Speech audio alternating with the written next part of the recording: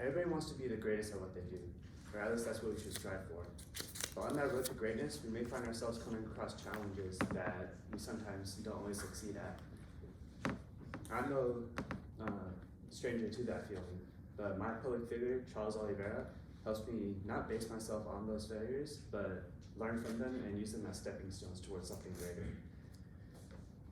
In this speech, I'll first introduce you who and what kind of person Charles Oliveira is, and a couple characteristics that I adopted from him.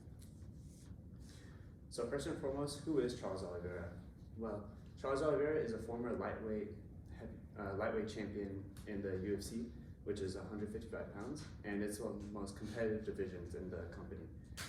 But although, despite this fact, he's seen as somewhat of a quitter among his fans and his other peers.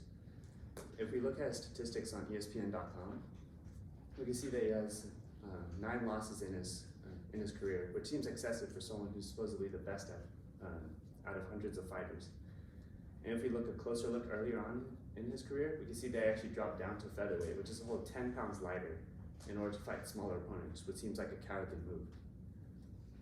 Additionally, he had a rough upbringing, but he didn't use that as an excuse to not perform at his best.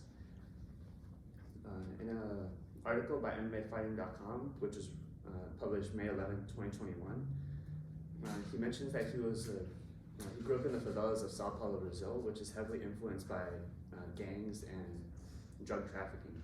But he uses that as a message to say that you can make a name for yourself without having to resort to those other paths. Additionally, from the same article, he mentions he was diagnosed with abnormal heart murmurs at an early age, which almost ended his career right then and there. But as we can see now, he's one of the best athletes in the world. Now that you know who he is, how does he influence me? The first characteristic that I adopt was that I try to challenge the odds no matter how high they're stacked against me. Growing up, I was a fairly obese kid, and my parents and doctors didn't really see any changes in me. But instead of using that and letting it drag me down, I used it as a building block to improve on myself, and that's how I really got into fitness and health. And that carried on in my wrestling career when I wasn't the best, but I still used it. I just kept my head down and kept trying to improve. The second characteristic is that I try to be as humble as possible, which I implement into my jiu-jitsu practitioner. Specifically, when I win or lose a match. When I do win, I don't make a huge celebration or showboat in order to respect my opponent and not kick a man while he's down.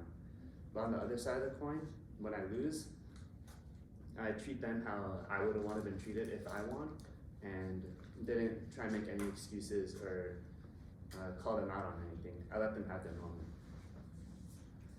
So in conclusion, Charles Oliveira holds the true essence of what a martial artist is.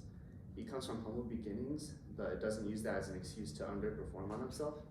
And despite his rough early on career, he used that as building blocks to get to where he is now. He famously states that he's illuminated by God and that the champion has a name. But I know that if I continue to adopt these characteristics, I will become a champion in my own right.